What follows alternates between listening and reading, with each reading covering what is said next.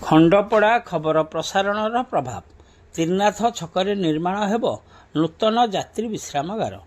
ଖଣ୍ଡପଡ଼ା ସହରରେ ଥିବା ବିଭିନ୍ନ ଯାତ୍ରୀ ବିଶ୍ରାମଗାରଗୁଡ଼ିକର ଅବସ୍ଥା ଅତି ଶୋଚନୀୟ ଓ ଏହି ଯାତ୍ରୀ ବିଶ୍ରାମଗାରଗୁଡ଼ିକ ପରିତ୍ୟକ୍ତ ଅବସ୍ଥାରେ ଥିବା ନେଇ ଏକ ଖବର ଖଣ୍ଡପଡ଼ା ଖବରରେ ପ୍ରସାରଣ କରାଯାଇଥିଲା, ଯାହାଦ୍ୱାରା ସପ୍ତାହେ ନ ପୂର୍ବରୁ ଖଣ୍ଡପଡ଼ା ଏନ୍ଏସି ପକ୍ଷରୁ ତ୍ରିନାଥ ଛକରେ ଥିବା ପୁରାତନ ଯାତ୍ରୀ ବିଶ୍ରାମଗାରଟିକୁ ଭାଙ୍ଗି ଦିଆଯାଇ ଏଠାରେ ଏକ ନୂତନ ଯାତ୍ରୀ ବିଶ୍ରାମଗାର ନିର୍ମାଣ ନେଇ କାର୍ଯ୍ୟ ଆରମ୍ଭ ହୋଇଥିବା ଦେଖିବାକୁ ମିଳିଛି।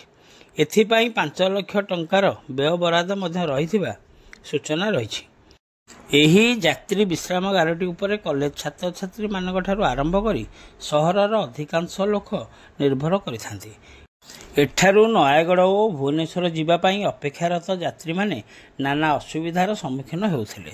ତେଣୁ ଏହି ଯାତ୍ରୀ ବିଶ୍ରାମଗାରଟି ଉପରେ ଗୁରୁତ୍ୱ ଦେଇ ନୂତନ ଭାବେ ଏହି ଯାତ୍ରୀ ବିଶ୍ରାମଗାର ନିର୍ମାଣକୁ ସହରର ବୁଦ୍ଧିଜୀବୀମାନେ ଓ ସ୍ଥାନୀୟ ବାସିନ୍ଦାମାନେ ଭୂୟସୀ ପ୍ରଶଂସା କରିଥିବା ଦେଖିବାକୁ ମିଳିଛି। ଖଣ୍ଡପଡ଼ାରୁ ସନ୍ତୋଷ କୁମାର ସାହୁଙ୍କ ରିପୋର୍ଟ, ଖଣ୍ଡପଡ଼ା ଖବର।